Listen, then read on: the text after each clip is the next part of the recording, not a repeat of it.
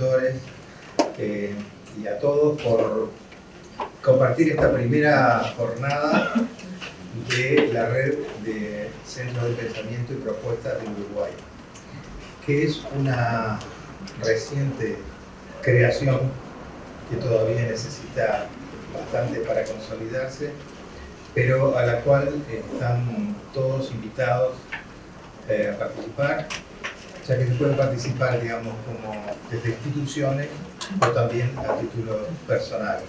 La idea es ir haciendo una serie de actividades a lo largo del año, en las cuales vamos a enfocar temas transversales que puedan ser insumos para futuras políticas públicas.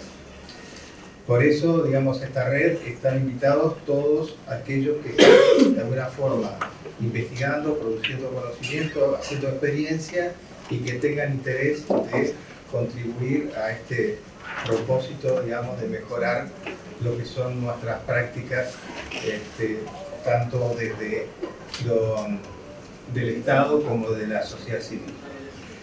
En ese sentido, bueno, explicarles que esto es una actividad que empezó hace 2 años, o menos de 2 años, en la cual nos reunimos, digamos, centros de pensamiento y decidimos iniciar un camino juntos, digamos, porque en principio ni siquiera nos conocemos, todos los que deberíamos conocernos, no sabemos qué hacemos, y además encontramos este propósito de contribuir de alguna manera eficaz a las políticas públicas.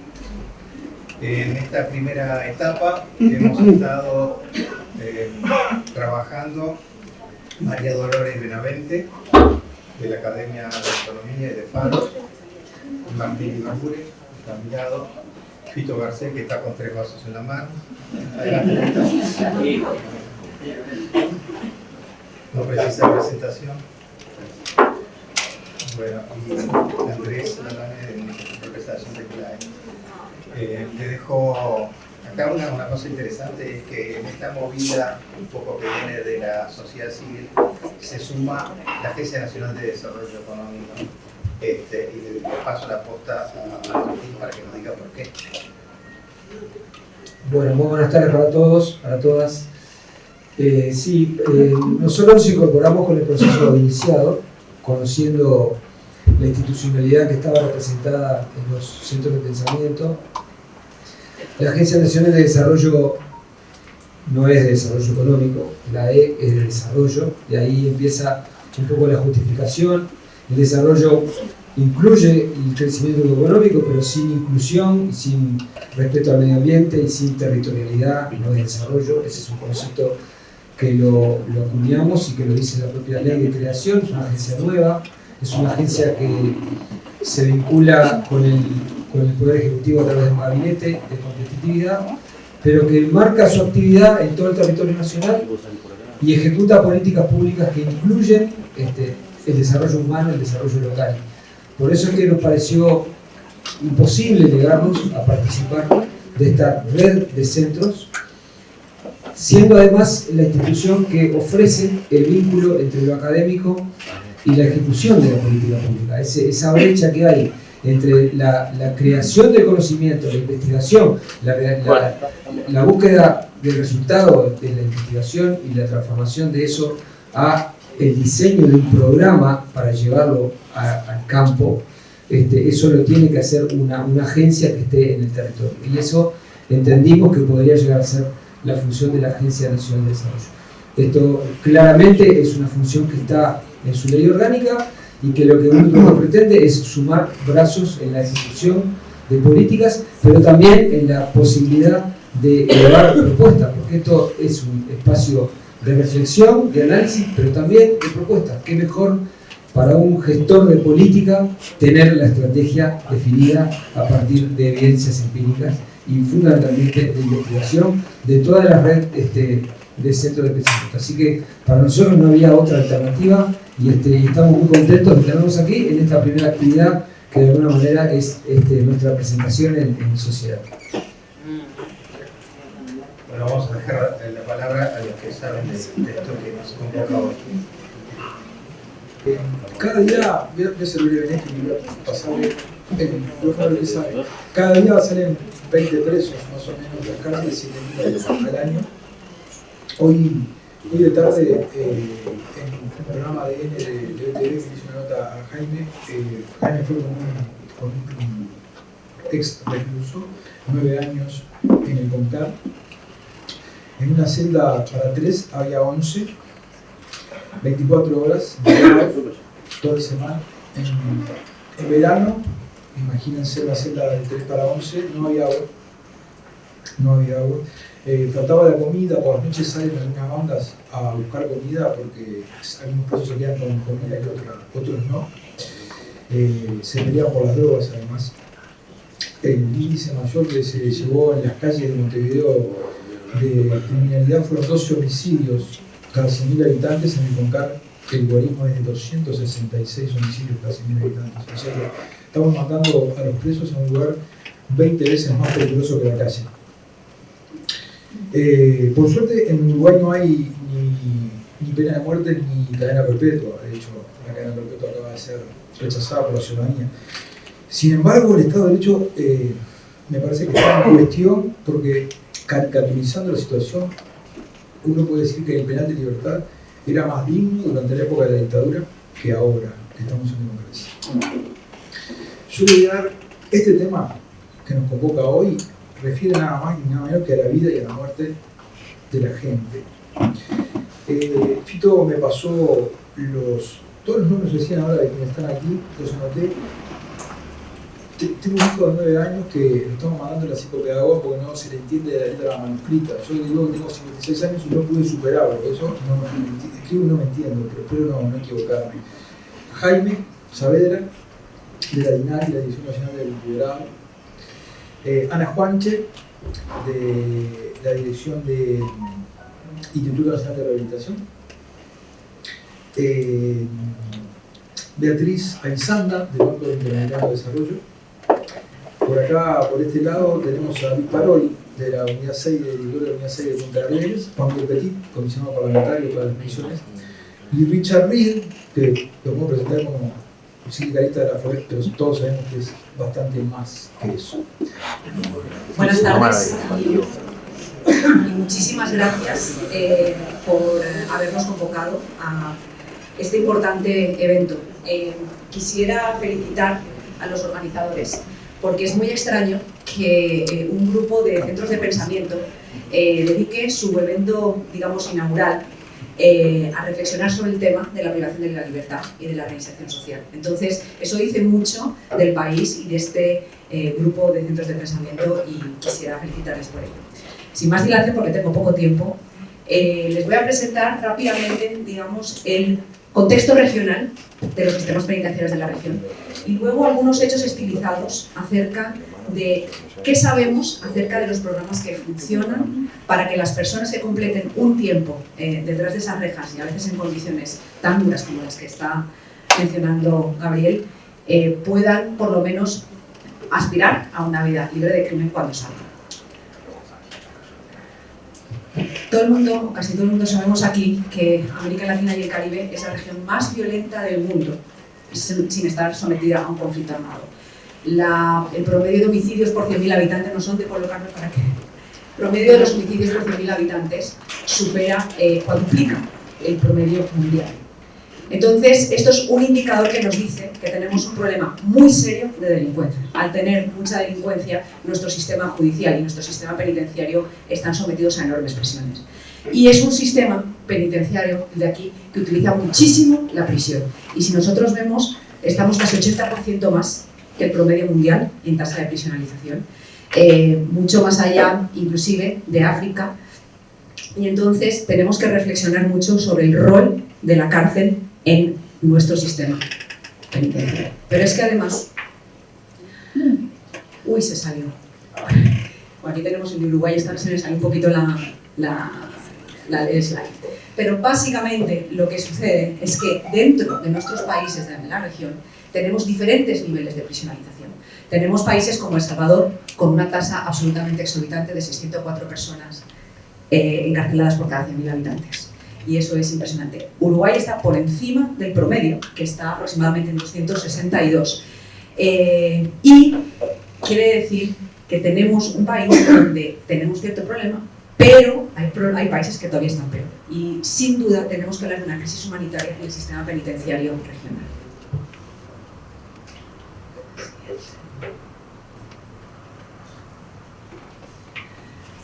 ¿Qué es lo que ha pasado? Explosión del delito, generalmente endurecimiento de condenas, se hacen más largas y un mayor número de delitos están penados con prisión. Es una tormenta perfecta. A esto se une una falta de inversión para la creación de nuevos cupos y el drama, por supuesto, de la prisión preventiva. En nuestra región tenemos un 15% más que la media mundial en términos de prisión preventiva y esto se afecta, obviamente, en la sobreocupación de las cárceles. Y como decía, las cárceles sobreocupadas son el primer obstáculo que tiene que vencer una persona que ha delinquido y que desea iniciar su vida libre de crimen, porque no se dan simplemente las condiciones para que esta persona pueda reinsertarse de manera satisfactoria. Y ahora uno piensa, ¿realmente el sistema penitenciario es la hermana pobre de las políticas públicas? Siempre se está diciendo la inversión no es suficiente. Y aún así, en Uruguay, por ejemplo, absorbe el 0.25% del PIB en gastos de administración de la prisión. Es decir, entra el dinero, pero se utiliza tanto la prisión que todo el dinero que entra no es suficiente para acometer las cosas que deben ser hechas para ofrecer un sistema penitenciario que sea rehabilitador y humano y que efectivamente prepare a las personas para un egreso exitoso. Entonces, cuando uno piensa que en los buenos tiempos, generalmente no va el dinero al sistema penitenciario, en los buenos tiempos se invierte en salud, en educación, hay otras prioridades. Y cuando hay crisis y crisis de seguridad, la mayor parte de los fondos se desvían a policía o al sistema judicial, no van al sistema penitenciario. Entonces, tenemos un problema de una crisis y además no llega ni el dinero suficiente, ni la gestión, ni el saber hacer para conseguir superar esto. Uno tiene que pensar entonces en cuál es el rol que como países, como democracias, tiene que cumplir nuestro sistema penitenciario. Queremos un sistema penitenciario que incapacite la comisión delictiva, queremos un sistema penitenciario que prepare el egreso, una combinación de ambos, y este debate empezó en el siglo XVIII, no voy a añadir mucho más, pero pensemos sobre todo que en el siglo XIX Paul List, uno de los primeros criminólogos alemán, ya empezó a decir que la prisión tenía que reservarse para aquellas personas delincuentes que fuesen peligrosos para la sociedad y que hubiese que incapacitarlos, y que aquellas personas con delitos menos violentos ya se podría trabajar con ellos, inclusive dentro de la prisión, para prepararlos al egreso exitoso. O sea, esto no es una idea nueva. Durante el siglo XX se fueron implementando varios programas penitenciarios, sobre todo en los Estados Unidos. Se hicieron unas evaluaciones con débiles métodos de investigación que dieron resultados muy mediocres. Y en 1975, después de la crisis petrolífera, el señor Martinson escribió un artículo que es la tortura de cualquier penitenciarista. Nothing works. Nada funciona en la rehabilitación. Fue un auténtico mazazo y eso provocó un esfuerzo investigador muy importante que se desarrolló pues, con el profesor Paul Gendreau en los 90 y en los primeros años de la época del 2000 acerca de la ampliación de la investigación. Y entonces se dieron cuenta de que era necesario mejorar la calidad de los estudios y enfocarse en las cosas que funcionaban. Una orientación hacia el qué funciona y qué es lo que funciona mejor. Empiezan a hacerse revisiones sistemáticas y se dieron cuenta que nothing works no era tan cierto. Algunas cosas funcionaban y lo que había que hacer era estudiarlas mejor. Al mismo tiempo se desarrolló una serie de investigaciones longitudinales acerca del fenómeno del desistimiento. Es decir, entender por qué las personas un día dejan de delinquir. Algunos piensan, y es posible que sí sea, que es la edad, porque muchas veces la curva del crimen, a partir de los 25 años, la frecuencia delictiva disminuye. Pero aparte de eso hay algo más, y se desarrolló toda una serie de teorías sobre el desistimiento, que vamos a ver muy brevemente. Lo siento que sea un poquito mal. Quizá una de las aportaciones más importantes que se hicieron en esta época fue unos lineamientos que escribió el profesor Paul Gendreau acerca de cuáles son los hechos estilizados, qué es lo que tiene un programa de rehabilitación que funciona. Y no importa que sea en la cárcel o después de la cárcel. Todos tienen 8 características que son bien puntuales. Los que son efectivos, estos programas, parten de un análisis del individuo, de su riesgo criminológico, se entienden las circunstancias que lo llevaron a delinquir por primera vez y comprender cuáles son las necesidades que tiene. ¿En qué podemos incidir para que esta persona pueda cambiar de conducta y de comportamiento y sea más conforme a las normas sociales? Los programas exitosos se focalizan en las características de los privados de libertad. Son focalizados, son personalizados a las necesidades de cada uno. Buscan apuntalar la motivación intrínseca al cambio. Y esto es fundamental, porque cuando te viene un cambio impuesto de afuera, y entendiendo que estas personas vienen de medios en general muy desestructurados, eso suele ser muy mal percibido. Entonces, la idea es que estos programas abran espacios para que el individuo se repiense y decida orientar su vida de otra manera, partiendo de las circunstancias en las que tiene que vivir. Potencian el refuerzo positivo. No puede ser todo opaco. Seguidamente, y esto ya son temas que son mucho más de gestión, los programas son impartidos por personas capacitadas, pero no es únicamente que tengan los conocimientos técnicos, tienen que tener las aptitudes humanas. Y muchas veces se nos olvida que no son solamente los psicólogos y los trabajadores sociales. Los custodios, que son los que más están, o las personas privadas de libertad, tienen que tener unas aptitudes muy claras y una muy buena capacitación para este trabajo que ciertamente es estresante y es importantísimo el que se les confía. Involucran las comunidades. Ningún sentido tiene preparar a una persona para el ingreso si las que van a estar afuera, siendo su sostén para la decisión de no delinquir, no están involucrados, trabajando con esta persona privada de libertad desde que está dentro. Por último, medir. Hay que monitorear la entrega de los servicios, hay que saber cuáles son las intervenciones, cuánto tiempo toman, si se necesita nivelación académica, capacitación profesional. Un sistema de gestión de casos muy bueno es absolutamente necesario. Además, toda esa data que se recoge en la gestión de casos va a ser fundamental para poder evaluar y retroalimentar la práctica, que es la última de las características que menciona Gendron. Entonces, como ven, no estoy diciendo hay que hacer esto, hay que trabajar, hay que hacer nivelación académica, hay que hacer esto. No, hay que seguir principios y quizá esto sea la gran aportación. El enfoque tiene que ser basado en evidencia. Lo que no se mide no puede ser objeto de política pública. Y el trabajo penitenciario tampoco. Las intervenciones deben incluir los hallazgos de la investigación aplicada. Y esto es fundamental. La criminología todavía está en expansión, la parte de penitenciario todavía está en expansión, hace falta aprender muchísimo más, pero es muy importante que lo que hagamos lo midamos y que lo que consigamos con nuestras mediciones retroalimente nuestra práctica. Muchas veces nos enfocamos en ¿qué es lo que funciona? Bueno, funcionó la terapia cognitivo-conductual, bueno, apliquémosla. No la apliquemos a ciegas. Tan importante es el qué, como el cómo, como el contexto institucional en el que se aplica.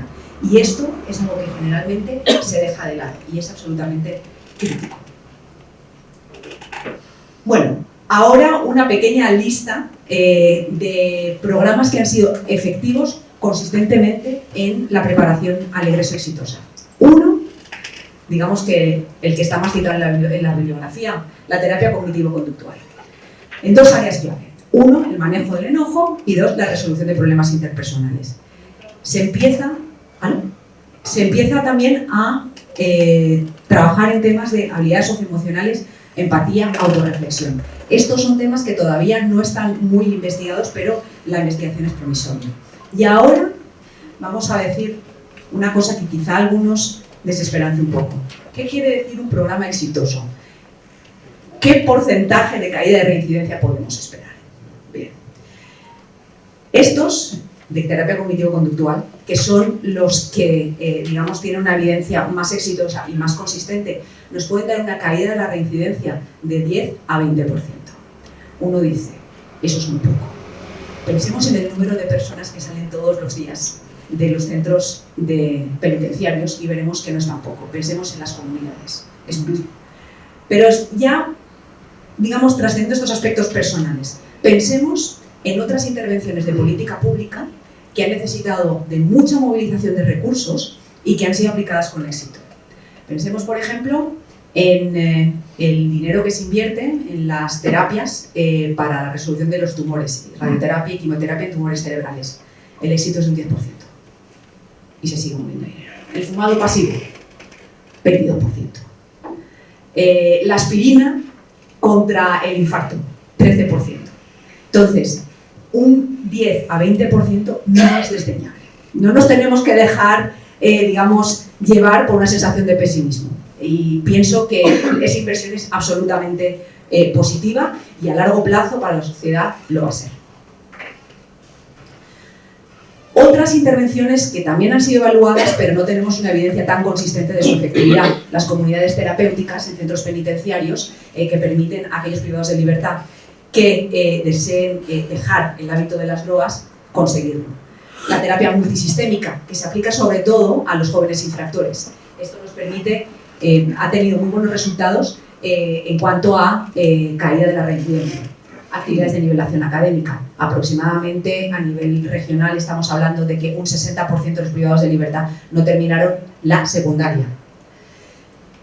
Formación profesional, por supuesto, y actividades más de orden judicial y de la justicia terapéutica, la justicia restaurativa, las conferencias de justicia restaurativa y los tribunales de tratamiento de droga para las personas que han delinquido bajo los efectos de las sustancias psicotrópicas. ¿Cuáles son las intervenciones donde hacen falta más estudios de calidad? El trabajo en las prisiones. El trabajo por sí solo todavía, el trabajo en prisiones aislado de otro tipo de intervenciones de apoyo socioemocional, no tenemos claridad de que sea por sí solo rehabilitador.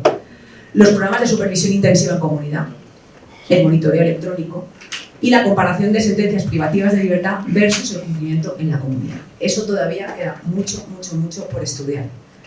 Además, otro de los problemas que tenemos en la región, y los señores que trabajan aquí todos los días en los sistemas penitenciarios, la mayoría de la investigación proviene de países sajones o nórdicos.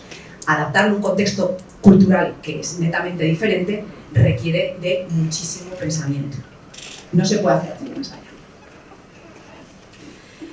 Y ahora, las prácticas que deberían de prohibirse. Tenemos catalogadas dos. Las que se hacen con muy buenas intenciones y que producen justo lo contrario de lo que quisiéramos obtener.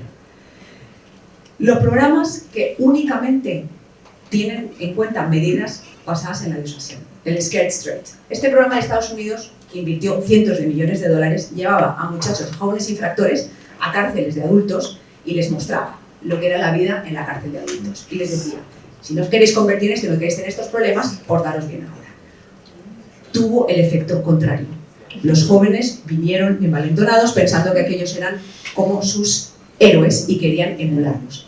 Produjo resultados negativos. Los bootcamps, donde hay disciplina militar para los chicos traviesos, sin tener en cuenta las necesidades criminogénicas de los muchachos que están ahí. También, en vez de disminuir la participación delictiva, la incrementó. Estas son prácticas que casi me atrevería a decir que deberían de prohibirse. A modo de conclusión, no hay balas de plata. Eso me parece que no es ninguna novedad para ti. La reproducción a ciegas no funciona. Y lo importantísimo aquí es monitorear de manera permanente. Evaluar. Cumplir principios y adaptar las prácticas a lo que hay en el país, a lo que quieren los trabajadores y las trabajadoras del sistema penitenciario. El contexto es importantísimo, es clave y, como he dicho antes, no suele recibir mucha atención. La motivación del personal penitenciario es clave, sin olvidarse los custodios. El desempeño moral de las prisiones es algo que se está estudiando, en particular los profesores Giblin y Crew de la Universidad de Cambridge, y lo que sí que está quedando claro es que una calidad de vida positiva dentro de las prisiones, ordenada, no quiere decir indisciplinada, quiere decir ordenada, con espacios, con horarios claros, sin ocio, permite que las personas se hagan mejor preparadas. ¿Cómo vamos a preparar a una persona al egreso si donde esta persona se desenvuelve es un ambiente antisocial y que no emula lo que queremos reproducir afuera? Es absolutamente clave trabajar el tema de la calidad de la infraestructura y clave en la legitimidad, en el trato del personal con las personas privadas de libertad. Con esto les dejo, les agradezco muchísimo la atención y hay algunos ejemplos de países como Costa Rica, con quienes hemos colaborado, que tenemos documentados en nuestros blogs, que ustedes pueden mirar y por supuesto quedamos a la disposición para cualquier consulta que tengan. Muchísimas gracias.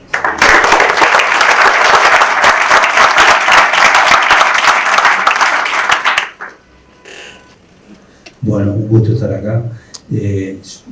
Traté de ser fiel a la consigna que me dio la organización, que disponía de 10 minutos, así que voy a presentar un trabajito de 8:57 y voy a hablar 1 minuto ahora.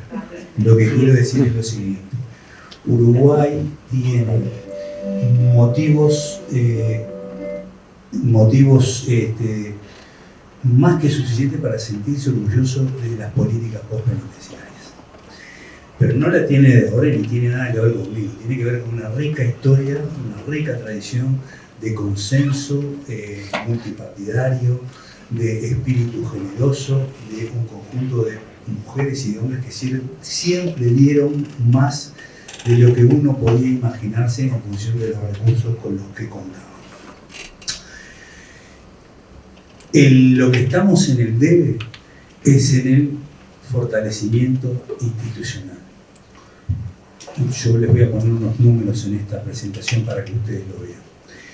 Pero soy extraordinariamente optimista que el año próximo, que tenemos ley de presupuesto quinquenal, podamos resolver esta deuda que el país tiene para la cantidad de hombres y mujeres que merecen que el Uruguay tome las decisiones que tiene que tomar para seguir haciendo de modo fantástico lo que viene haciendo de modo fantástico, y que ese esfuerzo que hay que hacer en términos financieros y en términos de recursos humanos para el Estado es residual.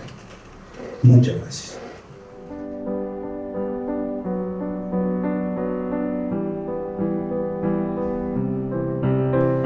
Desde hace mucho tiempo, Uruguay tiene una práctica pertinente, distinguida y ampliamente consensuada en políticas postpenitenciarias. Tenemos aproximadamente 11.000 personas privadas de libertad, de las cuales en estos últimos 3 años, alrededor de 6.200 por año obtienen su libertad, esto es 20 personas por día. Las personas que egresan de la privación de libertad, en su gran mayoría, son jóvenes entre 18 y 34 años y presentan problemas de consumo, policonsumo, dificultades de acceso al mercado de trabajo y escasa o nula historia laboral, débiles o nulos niveles de formación, capacitación formal y no formal, cuando la capacitación existe, dificultades severas para acreditarlas, gravísimos problemas de vivienda, débiles o nulos vínculos familiares y o de entornos afectivos apropiados, dificultades insalvables de acceso al crédito. Todas estas condiciones de vida, que muchas veces se presentan más de una o todas en forma sostenida en el tiempo en cada persona, dificultan su proceso de integración armónica a la vida en comunidad, como a cualquiera de nosotros nos ocurriría. La unidad funcional que el Estado uruguayo creó para atender esta dolorosa situación de miles de compatriotas es la DINALI, ex Patronato Nacional de Encarcelados y Liberados, dependiente del Ministerio del Interior. La Agencia de Evaluación de Políticas Públicas, AGEP, realizó 2 evaluaciones diagnósticas, una en 2011 y otra en 2016, sobre el programa de la unidad, confirmando la relevancia y la pertinencia del mismo, respecto de la que sugiere la comunidad científica internacional y las evidencias disponibles. El resultado de las evaluaciones puede verse en la página web de Presidencia de la República. Dicho programa tiene alcance nacional e intenta incidir positivamente sobre los siguientes componentes: trabajo, a través de un sistema de pasantías de distinta entidad, modalidad y formato con organismos públicos, empresas privadas, intendencias y alcaldías. Programa de vivienda, a través de la asistencia a los alquileres, la autoconstrucción y la recientemente inaugurada Posada del Liberado. Capacitaciones, en el marco de acuerdos con diferentes entidades capacitadoras, principalmente INEFOP, en el recientemente inaugurado Centro Comunitario de Integración Social. Acompañamiento psicosocial, individual y familiar porque todos necesitamos a alguien que nos mime, nos apoye y nos acompañe. Tratamiento en adicciones, asesoramiento jurídico, un consultorio médico, un consultorio odontológico y gestión de documentación necesaria para la vida en sociedad. Acceso al crédito a través de 2 modalidades, préstamos de honor y banco de herramientas.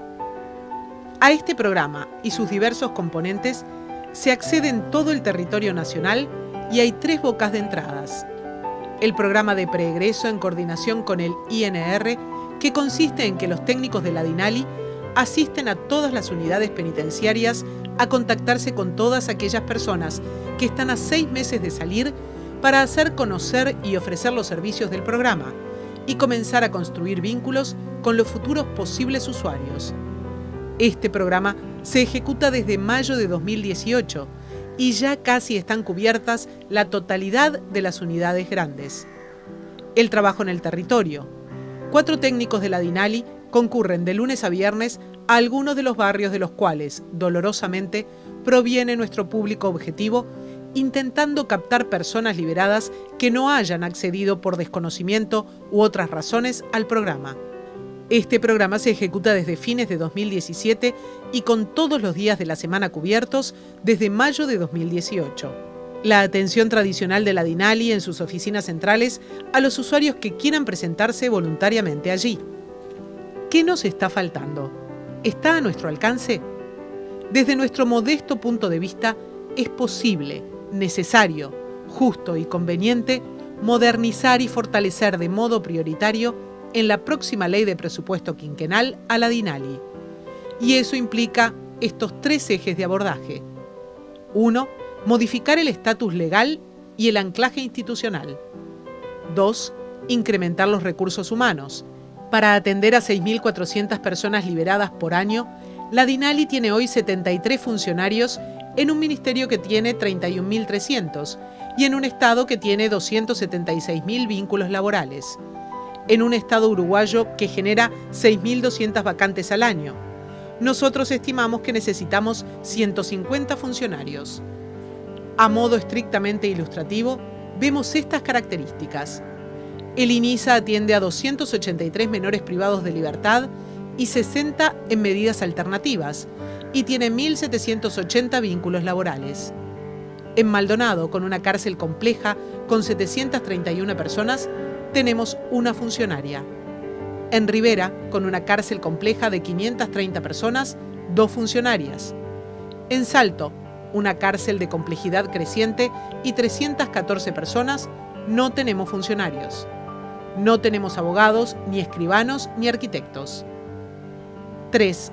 Incrementar los recursos económicos y financieros. Nosotros estimamos que necesitamos $2 millones anuales para un óptimo funcionamiento, teniendo en cuenta que, para atender a 6.400 personas liberadas por año, la DINALI cuenta con $300.000 anuales para funcionamiento, en un ministerio que tiene un presupuesto de $800 millones por año. En comparación, el MIDES, a rendición cerrada en 2017, no ejecutó $20 millones. Lo no ejecutado por el MIDES representa 60 veces el presupuesto de funcionamiento de la DINALI. El Ministerio de Vivienda, a rendición cerrada en 2017, no ejecutó $10 millones. Esto representa 30 veces nuestro presupuesto anual. Y podríamos poner 1000 ejemplos más. A nuestro juicio, todo esto puede hacerse sin aumentar un centavo el costo del Estado y sin aumentar un solo vínculo laboral. Solo se trata de mirar mejor y tomar las decisiones correctas en función de problemas relativamente nuevos, graves y crecientes. Poniendo el foco en lo que mal gastamos o mal usamos, podemos alcanzar rápidamente los objetivos señalados del modo señalado. Nada empieza hoy. Uruguay está sentado en términos de políticas postpenitenciarias sobre hombros de gigantes, como por ejemplo, y entre otros, el doctor Oscar Rabeca, la profesora Cristina Gil, el sacerdote Uberfil Monzón, el doctor Carlos Benítez. Nos ha tocado recorrer toda América Latina y estamos en contacto permanente con interlocutores calificados que así lo reconocen. También en homenaje a esta increíble historia y a los excelentes funcionarios que los 365 días del año, las 24 horas, abordan problemas muy complejos y absorbentes, es que nos merecemos dar este salto de calidad en términos de fortalecimiento de la institucionalidad postpenitenciaria.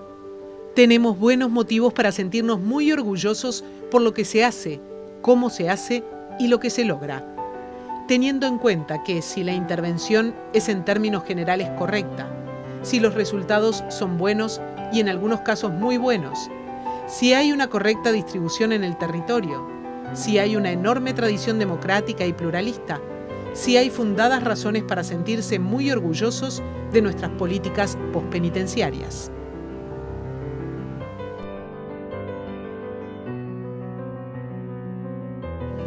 Hay que ser genéticamente optimista, Jaime, con esos números, tener el espíritu que vos tenés y ser tan optimista como son, ¿no?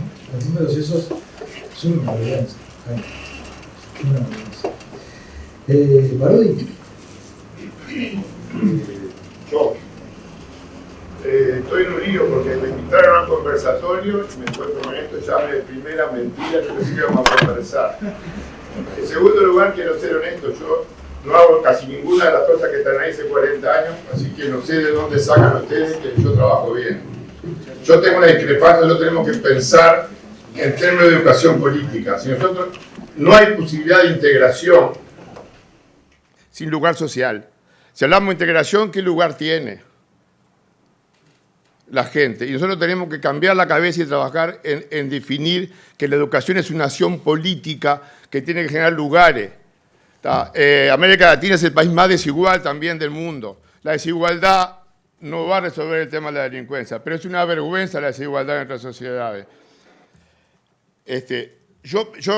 Me parece que voy a hablar de ideología, cosa que soy viejo, por eso ni siquiera uso los pendras, soy bastante coherente. Voy a hablar de ideología, que ya creo que en el mundo se usa cada vez menos, que es la concesión que tengo yo de sujeto. Yo le estoy escuchando un programa y decía, a los pobres hay que ayudarlos. Eso no puede ser una política pública. Ayudar a la gente sale de uno. Pero una política pública no puede estar basada en ayudar a nadie. Uno lo puede ayudar solidariamente al amigo, eso está bárbaro, pero entonces, ¿cuál es la concesión de sujeto que tenemos? Hoy, de nuestros pobres uruguayos, que 90 y... No quiero mentir, Ana, pero 96 debe ser que nuestros presos vienen de sectores pobres, de las 90. Sí. Ahora con el tema de droga aparece algún pequeño burgués, hijo de profesional, pero en realidad son pocos, ¿sí?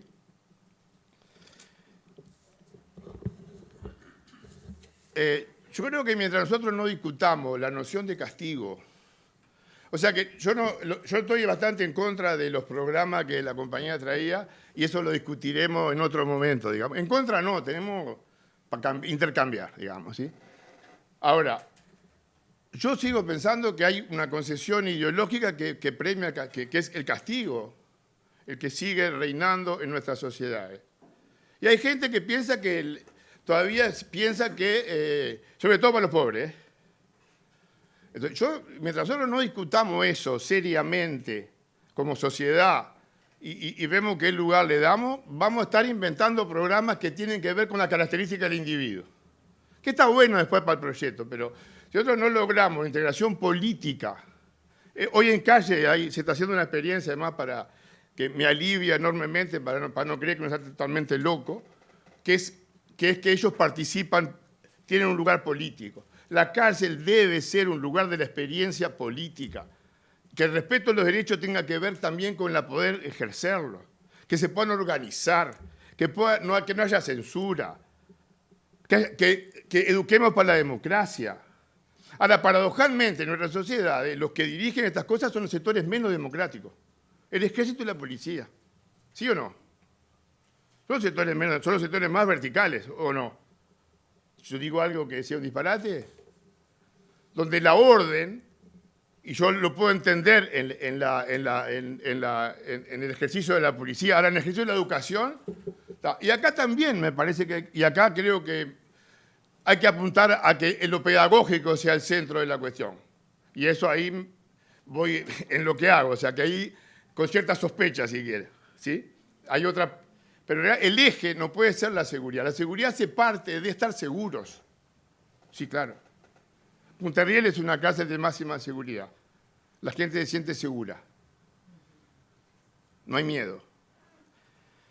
Entonces, me parece que si nosotros no avanzamos en discutir los lugares políticos, porque la delincuencia tiene un lugar político, si nosotros no logramos cambiar eso, y los programas de soporte deberían estar enfocados a esto, o sea, yo puedo entender que haya un programa técnico y un programa de alfabetización, está muy bien eso.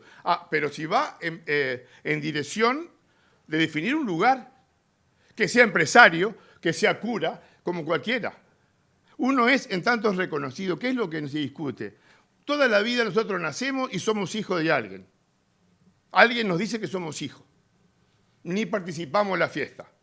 Vamos a la escuela y dice, usted es alumno. Y siempre hay una institución, en este país uno se muere y hasta que no venga el médico a decir que está muerto no lo entierran, ¿eh? Uno hiede ahí hasta que no...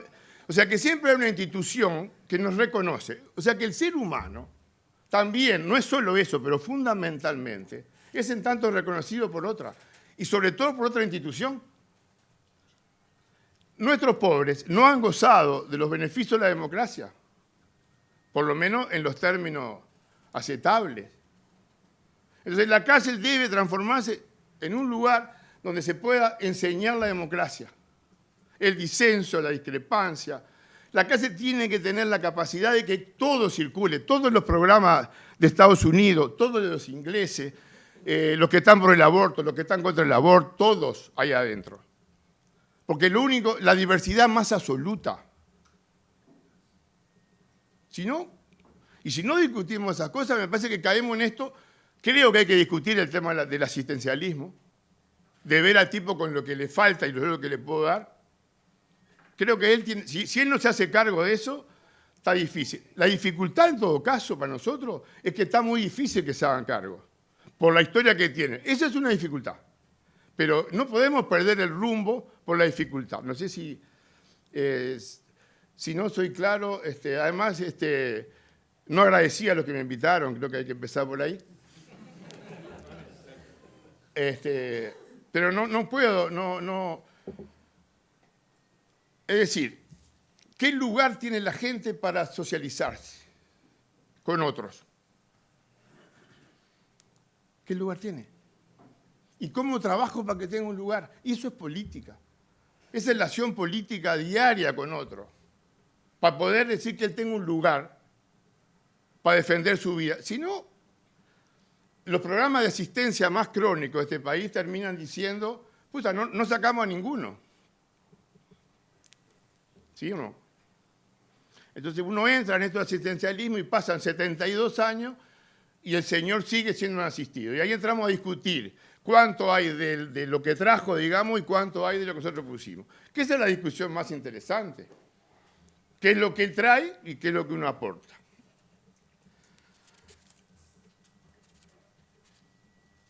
La diversidad, el eje de la pedagogía lo dije. Yo creo que tenemos un tema de desigualdades culturales importante, además de las económicas. Nuestros pobres en Uruguay no tienen las mismas posibilidades culturales que el resto. ¿Qué es lo que no entendemos? Y si nosotros no revertimos eso, seguiremos teniendo 70.000 programas de asistencia a gente. Y laburaremos un montón de técnicos. A mí yo tengo la impresión a veces que trabajamos para nosotros mismos, lo quiero decir con total crudeza. O sea que, ¿no? Tenemos programas que hacen que, si nosotros no vamos en otra dirección, que es complicada, que nos falta pila, pero creo que la discusión es esa. ¿Qué pensamos los individuos? La sociedad uruguaya con respecto a los pobres tiene como, desde mi humilde punto de vista, tiene como dos concesiones. Una que son un desastre y otra que son fantásticos. En general los que se arriman a las casas, estos son fantásticos. Puta, son seres humanos, jodidos, envidiosos, brillantes. No son más que seres humanos. Entonces, que se acercan a la casa siendo medio joven, a mí también me pasó, son fantásticos. Dejo la cartera en cualquier lugar y no me roban. O los otros hay que matarlos a todos. ¿Sí? Bueno, no, son seres humanos y tenemos que definir qué queremos hacer con ellos que son nuestros seres humanos y esta es mi posición. Si son nuestros, uno a los nuestros no lo debe cagar, digamos, en términos, no debería. Si los ve como ajenos, está complicado. Eran 10 minutos. ¿Me cortás cuando llegue? Tomalo porque yo no tengo reloj. Después, la otra cosa que me parece fantástica de nosotros, lo que trabajamos en esto, y me voy a criticar, es hay que trabajar y estudiar, vienen estas ondas así como no decir, bueno, si todos trabajan, si el tipo no cambia el código cultural de cómo se relaciona con otro, no estamos en el horno. Y ese es el trabajo político. Eso es salir a la cancha a discutir los códigos. ¿Qué pienso yo de? Porque la educación no es más que la distribución cultural en forma más democrática, los que trabajamos en esto. ¿Qué es la cultura? Y la cultura es una relación con, no es otra cosa. La cultura es la relación con la música, con la historia, es la relación que tengo. Entonces, si es la relación que tengo, la puedo cambiar. La cultura no es más que la relación que yo establezco con la humanidad. Con las mujeres, con los perros, con la cultura, con la ciencia, con Bach, con Mozart, es la relación que tengo. Y la otra cosa que la compañía traía, que yo creo que el ser humano es él y sus circunstancias. No es solamente eso, pero hoy, como tengo 10 minutos, vamos a esquematizarlo. Tenemos que cambiar las circunstancias. Y la otra cosa es que los contextos son importantes. O sea, una educación tiene que fundamentalmente crear contextos, con rayita texto, con contenido. Si el otro ser humano encuentra un sentido, que es la dificultad que tenemos el 80 o 90% ganado. Encontrar un sentido a lo que va a ser, un sentido a la vida. Y no habíamos acordado hace 50.000 años, y veo acá gente que sabe más que yo, que la educación era encontrar un sentido. Crítico, le agregamos lo que quieran, pero era eso. Encontrar una... Yo creo que tenemos que discutir el tema de la asistencia, tenemos que discutir el tema de la política, tenemos que discutir organizaciones que le permitan a esta gente usufructar de los bienes democráticos y salir de que tienen carencia, ya sé que tienen carencia, 200.000. ¿Y qué lugar la pongo en esa carencia? ¿Cómo se hace cargo? Y acá viene una discusión entre los liberales y los no tanto. Yo creo que hay que responsabilizar a la gente del delito. La discusión que yo tengo con los liberales es que cómo lo hago y en qué tiempo lo hago. Esa sí es una discusión de fondo. ¿Sí? Yo creo que sí tiene que ser responsable. Ahora, ¿en cuánto tiempo le pido que se haga responsable? ¿En un mes?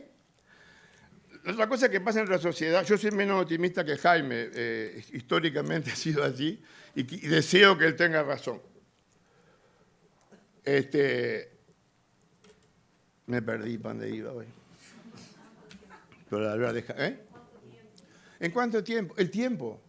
La gente tiene la ilusión. El día me decía uno, ¿vos tenés algún robo en Punta Arenas? Tengo 500 chorros, ¿cómo no voy a tener un robo?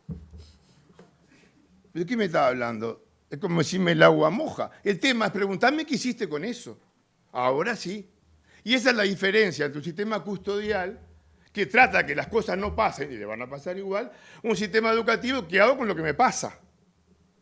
Porque la cosa me va a pasar. Si el tipo robó 40 años porque llega a Punta Riel y dejó robar, magia. Entonces la pregunta es, ¿qué hace uno con eso que le pasa a la gente?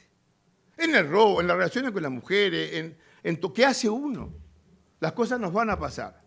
La diferencia conceptual entre el castigo y esto es que yo tengo que hacer cosas con eso. Tengo que hacer acciones, generar contextos donde esos conflictos se puedan resolver en forma democrática. Un educador no es más que un bicho que genera democracia. Entonces, agradecidísimo por la invitación, no podía decir, los programas, lo conductual es una discusión que tenemos el año 2000 en este país. Otra cosa que sí lo quiero decir acá, toda la simplificación que hay sobre el tema es facha, lo quiero decir públicamente. A temas complejos, la simplificación termina siendo fascista, o por lo menos termina haciendo lo contrario, llegando al punto contrario donde yo quería ir. A temas complejos, la simplificación no. A temas complejos, cabezas complejas y pensamientos diversos. Y en eso sí tenemos que avanzar en este país. Hay mucha gente que pensamos muchas cosas fantásticas, en eso comparto con Jaime. El tema es que a veces está difícil para encontrarnos. Es decir, por rivalidades, por celo, por ombliguismo, porque pensamos que la tenemos más larga, no sé por qué nos cuesta. Y ahí sí tenemos un debe. Y creo que estoy terminando, me pasé los 10. Usted no me avisó.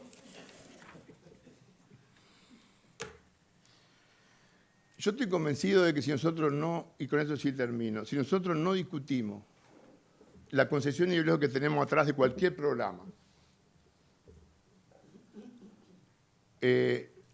llegamos a esto de cazar en el zoológico, que somos 50 tipos que nos encontramos siempre en todas las universidades y en todos los lugares y nos decimos qué buena gente que trabajamos con los pobres. Yo estoy harto de esa situación y no he logrado salirme de eso, ¿sí? Siempre terminamos como 14, 15, 20, ¿no? Lo que yo llamo cazar en el zoológico, somos los mismos. Hoy veo a alguna gente distinta, pero en general somos los mismos que andamos en la vuelta. Y en general, es una sospecha que vamos a decir, che, en general somos medio bárbaros porque andamos en estos temas. No, a mí, yo me pagan para laburar en esto, si no, no iría. Quiero aclarar esto. Es un trabajo. Es mi trabajo como electricista, plomero, politólogo, ¿no?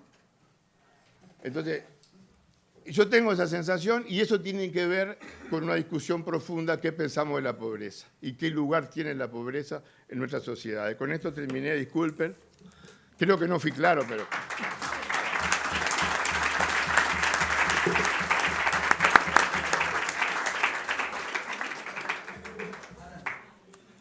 Bueno, yo sí voy a agradecer a Parodi, a la red de centros de pensamiento y propuestas del Uruguay por la invitación.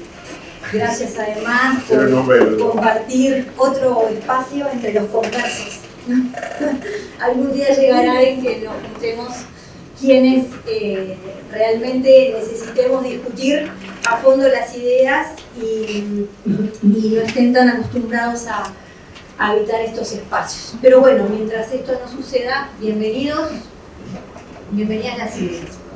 A mí me gustaba iniciar presentando 4 tensiones previas al tema de la reinserción y a los programas en cuanto en el encargo o en la propuesta que nos hacían los organizadores.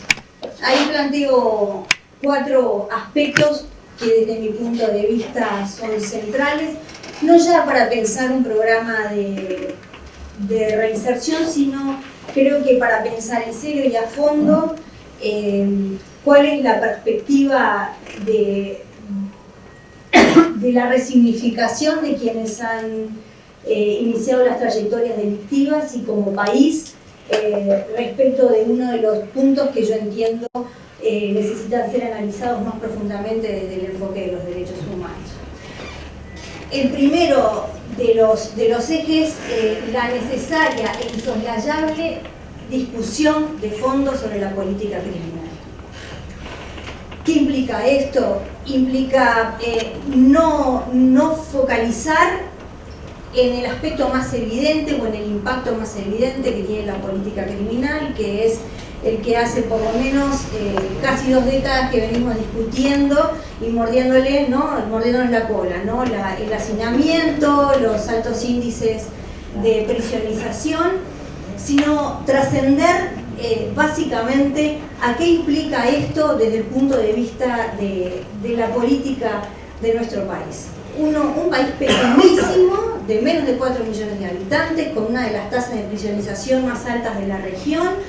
Ahí Beatriz ponía las cifras del World Prison Brief, yo traigo la cifra oficial del Ministerio del Interior, que ya alcanza los 320 personas cada 100.000 habitantes.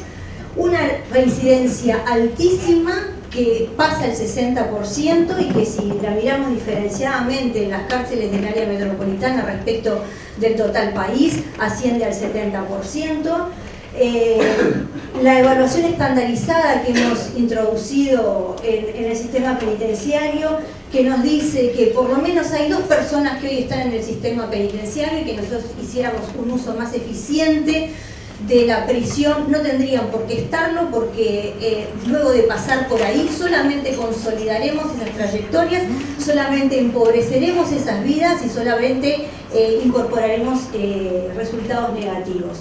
El costo altísimo de la privación de libertad, que en nuestro país, para manejar cifras, en el año pasado, en el ejercicio pasado que se ejecutó el 100%, fueron más de 117.000 millones de dólares, y que este año no finalizado va en 117 millones de dólares, y que esa estructura presupuestal tiene además un altísimo índice en el componente de los recursos humanos, en los salarios que les pagamos a los funcionarios, un 18% de funcionamiento, y en eso entra la alimentación, los colchones, los kits de higiene que entregamos a las personas privadas de libertad, y un 7% que es el magro presupuesto que se dedica a las inversiones del sistema, al mejoramiento de la infraestructura, a la reparación de los edificios vetustos y de las cárceles del siglo XVIII que tenemos, entre otras cosas. Esto representa un promedio anual de $10.750 por persona privada de libertad,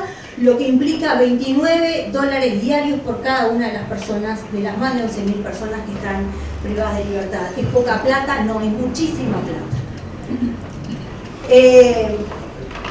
Cuando propongo esto de dejar de mordernos la cola, implica que asumamos responsablemente como país la discusión sobre cuál es la cantidad de personas que responsablemente podemos tener encarceladas en términos de dignidad.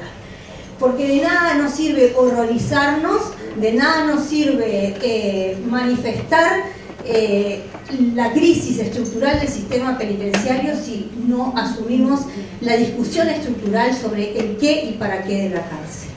Eso implica discutir profundamente cuánto presupuesto estamos dispuestos a destinar, cuál es el tipo de personal capacitado que queremos también brindar para que cumpla las distintas funciones, qué tipo de infraestructura, qué servicios, cárceles chicas, cárceles grandes, más de 500, menos de 500, cárceles concesionadas, cárceles no concesionadas, oportunidades educativas, culturales, recreativas, laborales, programas de tratamiento, programas de egreso, todo eso hay que discutirlo, pero hay que discutirlo en serio.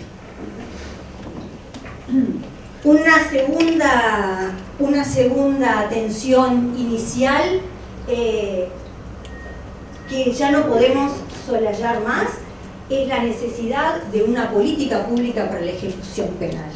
Esto implica que debe tener las características que tiene toda política pública, que debe ser planificada, que debe ser intersectorial, que debe ser sustentable con plazos de ejecución de mediano y largo plazo, que debe racionalizar los recursos disponibles, que debe desarrollar acciones mensurables a corto y a mediano plazo, que debe estar desarrollada sobre fuentes confiables de información y por supuesto también transparentes, que debe asegurar la participación de todos los actores involucrados y del saber experto, por supuesto, y que nada menor debe contar con una institucionalidad y una estructura profesional adecuadas.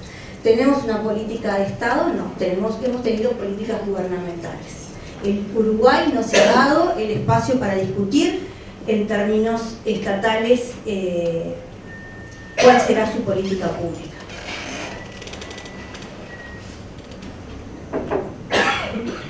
Voy a avanzar porque si no me va a dar el tiempo. La tercera de las tensiones: incorporar intervenciones basadas en evidencia. Y cuando digo esto no quiero decir que sea el modelo totalizador, digo que el Uruguay viene de más de 2 siglos de cárceles de absoluta y estrepitoso, rotundo éxito en el fracaso. Esto es que, como lo prueba los altísimos índices de reincidencia que no logramos abatir, que evidentemente lo hecho hasta ahora, la cárcel no sirve para disuadir, no sirve para rehabilitar, solo sirve para consolidar las trayectorias delincuenciales.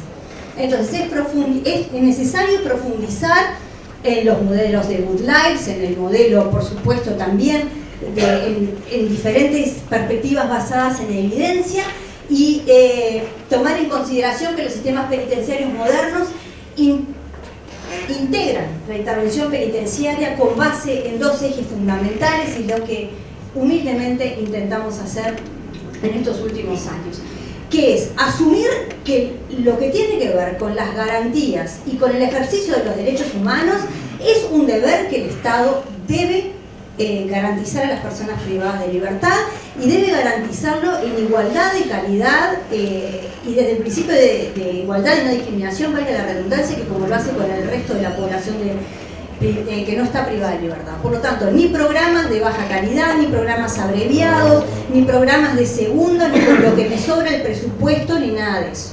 Tiene que ver con la necesidad de contextualizar y de poder desarrollar acciones afirmativas en términos de derechos para que las personas que tienen mayores necesidades puedan completar condiciones de oportunidades para trayectorias alternativas al delito. La experiencia internacional comparada, no estamos inventando nada. Probablemente el mundo anglosajón, el mundo nórdico es quien tiene las experiencias más desarrolladas, pero también lo tienen los países hispanos.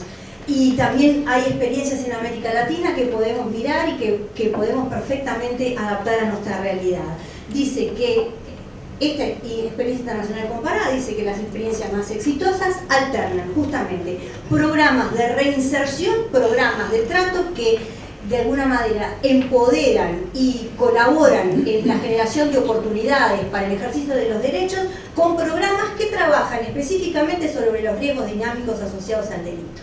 Entonces, si una persona en el Uruguay, les doy el dato, no me canso de repetirlo por todos los espacios que voy, de cada 10 personas que ingresan al sistema penitenciario, 7.9 dijo el dato de octubre, casi 8 en el promedio anual están absolutamente atravesadas por el uso problemático de drogas. Y cuando digo el uso problemático de drogas es que dicen y autodeclaran que en los últimos 6 meses el delito ha sido el medio, el instrumento para poder consumir. Una persona que está atravesada por el uso problemático no puede organizar su vida en torno a nada.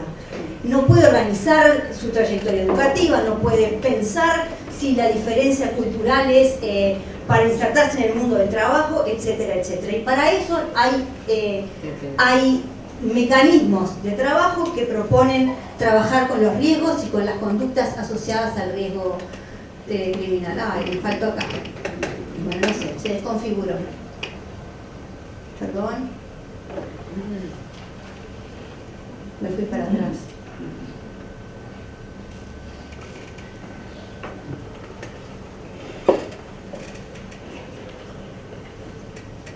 Bueno, ahí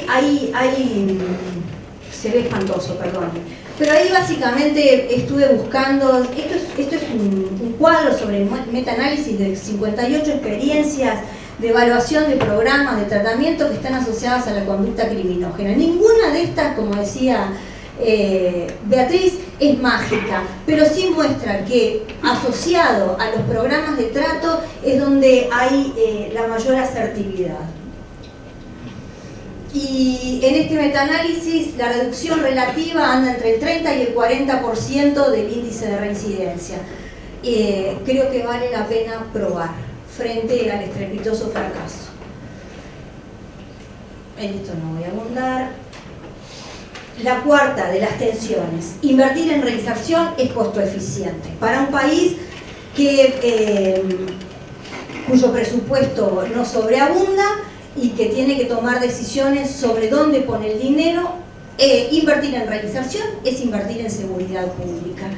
Ahí Uruguay anda, según datos del BID, en los promedios porcentuales del gasto público en seguridad en la región. El 42% del gasto público para los sistemas de procuración de justicia, policías y cárceles, 37% de gastos de empresas privadas y hogares y 21% de los costos sociales que implica el delito. Pensar entonces en la posibilidad de invertir en reinserción es pensar justamente en destinar otra ecuación para lo que es un porcentaje altísimo del Producto Bruto Interno de nuestro país y de la mayoría de los países de la región, que va entre el 3 y el 3.5% del PBI. La última parte de esta intervención. Entiendo que hay en materia de reinserción y en materia de política criminal algunos desafíos. para el tema que nos ocupa el día de hoy, la reinserción, planificar y abordar el egreso en forma inmediata al ingreso. Y esto lo venimos dialogando con la DINAL y con Jaime, con Laura en particular, y es un poco el espíritu del dispositivo mixto que tenemos. Uno no puede pensar en términos clásicos y tradicionales de que va a pensar en el egreso de la persona cuando está próxima a volver a la comunidad. Tiene que pensar desde el día cero, porque la vida no son compartimentos estancos y porque los sistemas progresivos, además del MODE, vuelvo a insistir, tienen probada su ineficiencia. Entonces, esto necesita interpelar los abordajes tradicionales y necesita introducir toda la batería de intervenciones desde el día cero, desde que la persona ingresa.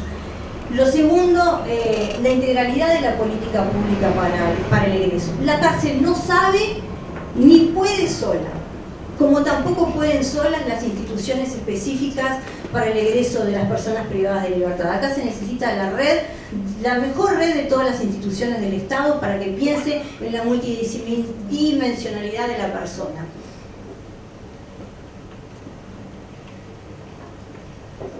Que retome su trayectoria educativa, que pueda acceder a una fuente de trabajo formal, que de alguna manera tenga asegurada su vivienda y que pueda establecer vínculos familiares saludables, que pueda circular por contextos no criminógenos, entre otras múltiples dimensiones.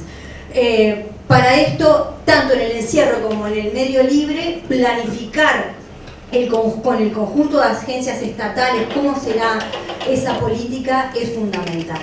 Lo tercero, analizar, y creo que el Uruguay necesita urgentemente analizar la intersección entre algunos fenómenos sociales que preexisten en la cárcel y que usan a la cárcel como tecnología perversa para dirimir conflictos que no les son propios. El uso problemático de drogas preexiste al delito y esto hay que entenderlo, hay que mirarlo, hay que explorarlo, hay que medirlo y hay que intentar hacer algo con esto. No vamos con el encierro a disuadir a una persona de que deje de usar drogas ni que deje de delinquir para hacerlo.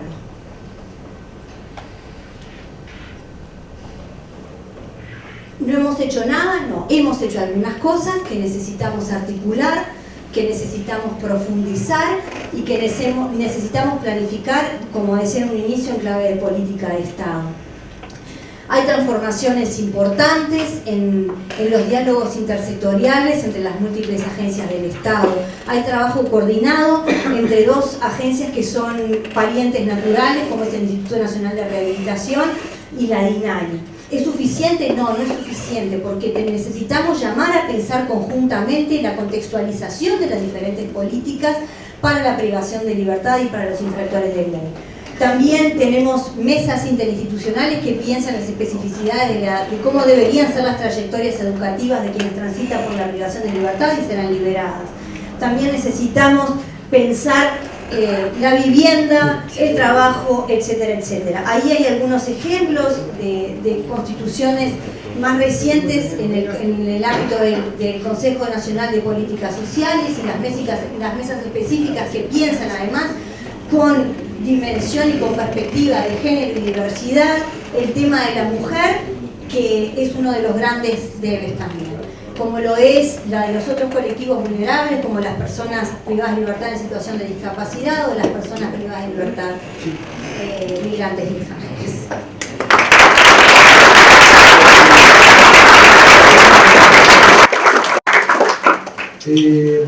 Queda Richard y Juan Miguel. Tenemos que terminar y media, antes de media, o sea que le voy a marcar el... Bueno, buenas noches para todos. Después de escuchar a todos, yo estaría muy agradecido si me hubieran invitado a participar allí. Me siento como un botija que va a practicar a la quinta y se encuentra en el vestuario con la selección uruguaya. O sea, por lo tanto, no estoy cómodo. Como un surfista en Bolivia, algo parecido, ¿verdad? No estoy cómodo, nada cómodo estoy. Más, hasta algo de miedo tengo también.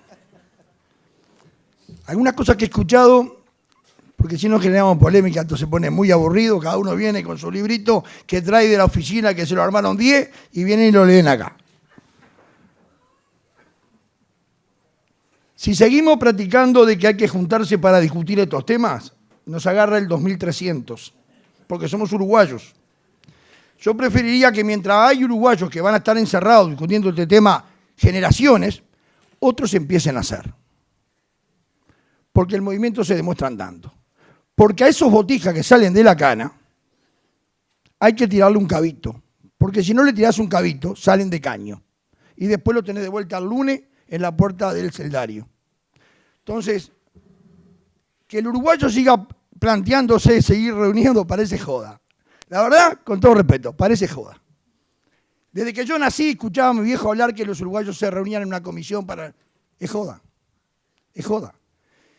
Y cuando acá aparece $300.000 por año en el presupuesto de Nainali, yo esperaba un chiflido cerrado de estas tribunas. Pero cerrado. Parece que están inmutables son. Es una vergüenza. Y muchos de los que estamos acá, seguramente, pedimos más seguridad porque está todo jodido, que en la calle te chorean de parado, que te cagan a patada. Y no se nos mueve un pelo cuando vemos 300 lucas por año en un ministerio que gasta 800 palos verdes. No es un problema de presupuesto. No. Es un problema de decisión política. Nosotros el sindicato, un sindicato chiquito así, que no jode a nadie, un día nos propusimos, hagamos algo. Porque la gente que labura con nosotros, muchos de ellos tienen algún prontuario encima. Yo me escapé porque no me agarraron, nada más. Y empezamos a laburar con los chiquilines. Porque hablar de la inserción del pibe que está en cana, sin hablar del contexto, en la sociedad que va a caer, una sociedad que ha perdido valores, una sociedad donde la vida cada día vale menos, una sociedad donde nos hacemos los giles de mañana cuando nos levantamos y decimos que está todo fantástico y está peor que ayer.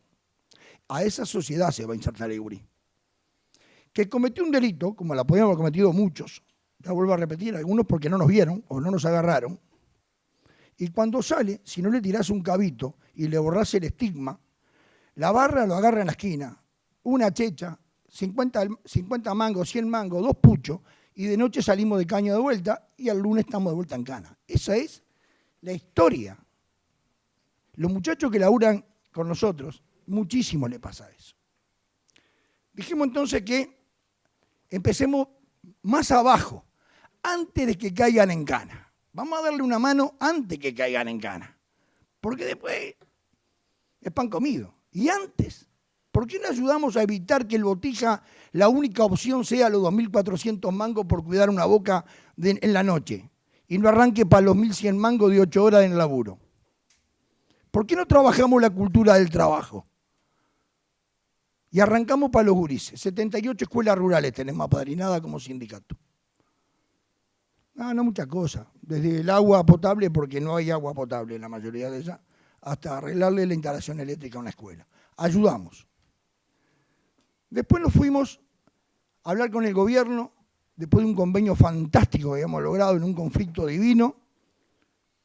Así, bueno, mirá, tenemos 14 millones de mangos, queremos destinarlo en alguna cuestión. La mitad fue para el INAU, la otra mitad fue para el plan Juntos. Eso sí, no le vamos a dar ni un mango en efectivo a ninguno de los dos. Las obras las vamos a hacer nosotros. Y así fue. Eso nos garantizaba que llegaba a destino. Entre ese destino hay 9 viviendas que se le dieron a madres, jefas de hogar con 4 y 5 chiquilines en Civil y La Bollada.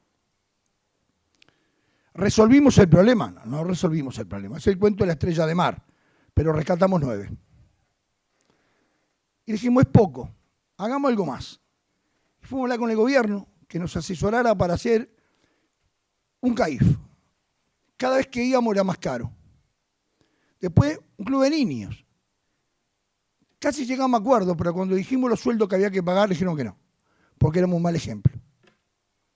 Dijimos, váyanse a cagar. Lo vamos a hacer nosotros. Plata nuestra, consejo de salario, no le pedimos un mango a nadie. Empezamos a recorrer experiencias, Los Pinos, que lo bombardean de todos lados, pero tiene 600 gurises que lo sacan de la calle, y le dan una opción de vida distinta a salir con el caño, los vuelve dignos.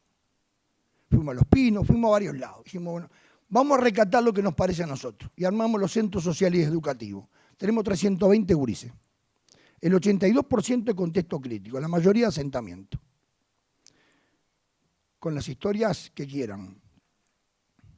El primer año había un 52% de botijas que repitieron 2 y 3 veces. Nos propusimos con Juan Pedro Mir, a quien cada día lo amo más, en el 18 llegar a 0 repetición.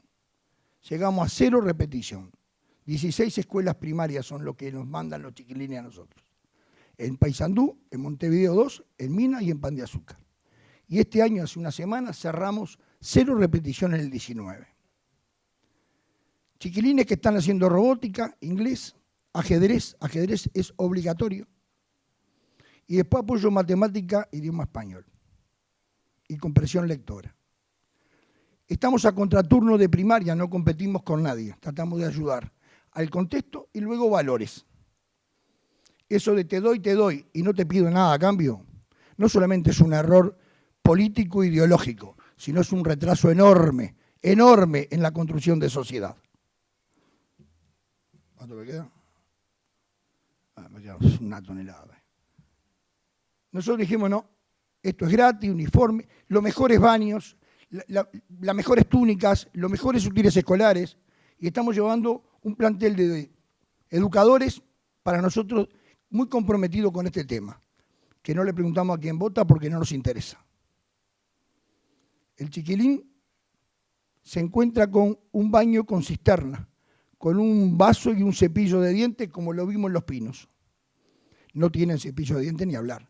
Se identifican con algo, tiene pertenencia.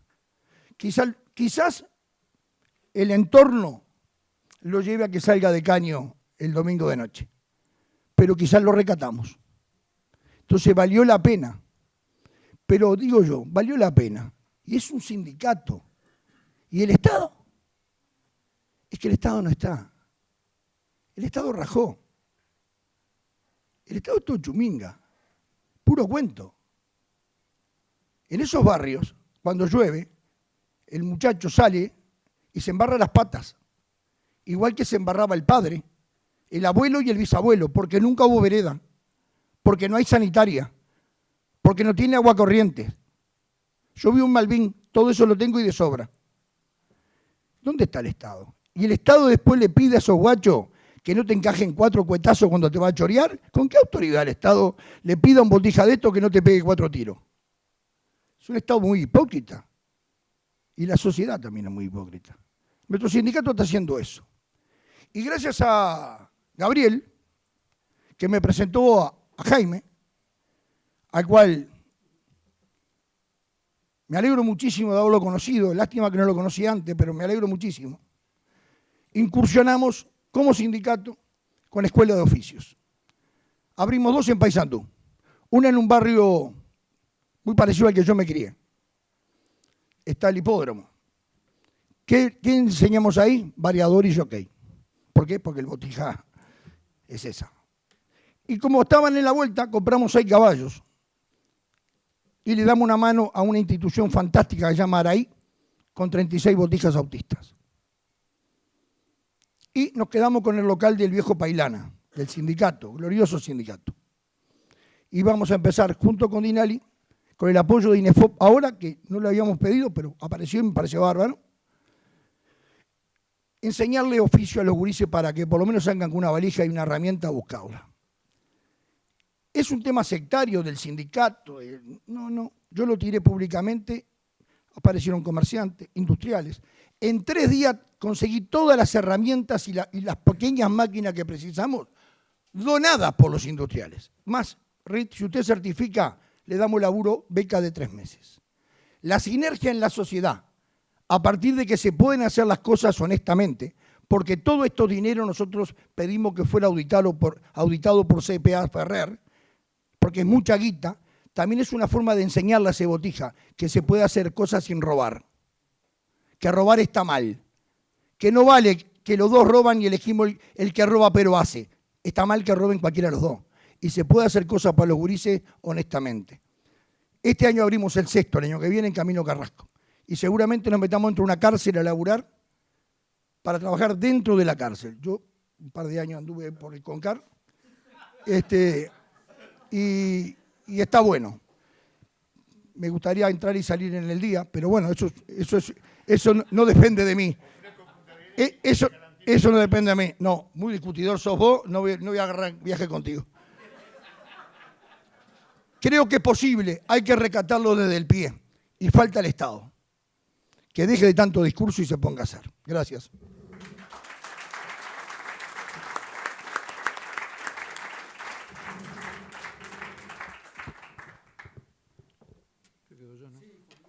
Bueno, buenas noches, pueden retirarse. Bueno, creo que estamos con poco tiempo. Muchas gracias por la invitación a esta red de centros. Me parece buenísimo que haya una red de centros. La palabra red creo que tiene que ver con algunas cosas que se dijeron acá. Yo voy a tratar de abordar estos temas en modo conversatorio. Anoté una hoja entera de apuntes, distintas cosas que se fueron diciendo. Mi primera discrepancia es de pique cuando decíamos, que no, creo que fue Gabriel que decía que nos iba a dejar la palabra a los que saben. Yo creo que en esto, como dice un compañero, yo siempre lo cito, el que más sabe no sabe nada. Acá la actitud es justamente de búsqueda, de preguntarnos permanentemente. Es como dice la canción, buscaba respuestas y encontré más preguntas. Y no solamente nosotros, creo que cuando uno lee los textos de países que tienen una acumulación académica de muchos años o que estuvieron en la vanguardia de discusiones criminológicas, uno ve que justamente hay preguntas sin respuesta. Y simplemente como un ejemplo, el viernes pasado vieron que hubo un atentado en el Puente de Londres, donde una persona atacó en una reunión atacó a 3 personas, mató a 3, hirió a otros 4 o 5. Esa conferencia la estaban realizando unos colegas nuestros. Yo estuve en ese programa hace poco, en Inglaterra, el año pasado.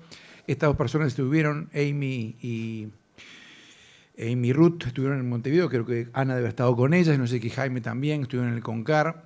Tuvimos después una conferencia en el Parlamento. Habían llevado un grupo de expresos a un seminario para mostrar las buenas prácticas de inserción social con personas con delitos muy graves, con delitos de terrorismo y delitos muy severos. Cuando estaba hablando Amy, llegó en el Twitter, yo llegué a ver la foto un ratito antes, cuando ella hacía las presentaciones, le dieron la palabra a este muchacho, se descompensó, sacó 2 cuchillos, una especie de artefacto que parecía una bomba, pero no era una especie de bomba de juguete, pero bueno. Mató a uno de los colegas de Cambridge, un muchacho de 25 años. Ruth lo trató de tranquilizar, hablándole, no lo logró. Este muchacho salió para afuera, mató a 2 personas, salió a la calle. Lo detienen una cantidad de muchachos que estaban en la conferencia, que estaban también por delitos gravísimos, por delitos que pondrían los pelos de punta de cualquiera, que diciendo, bueno, ¿qué hace esta persona que no está en presa de por vida? Personas que habían cometido delitos realmente, de homicidios, etcétera. Bueno, se jugaron la vida por la comunidad y los corrieron, le hicieron un tackle en el Puente de Londres. Esta persona seguía tirando puñaladas para todos lados. Vino la policía, lo mató. Le retiraron el revólver a la policía y la policía está bajo investigación. Todo indica que fue en defensa, que no tuvieron más remedio que hacerlo, pero están siendo investigados británicamente. Y bueno, esto es un hecho que también arroja una cantidad de preguntas sobre el comportamiento humano, ¿no? ¿Qué es conductual? ¿Qué es biológico? ¿Dónde empieza la enfermedad y termina la enfermedad? ¿Dónde termina la enfermedad mental y empieza la locura?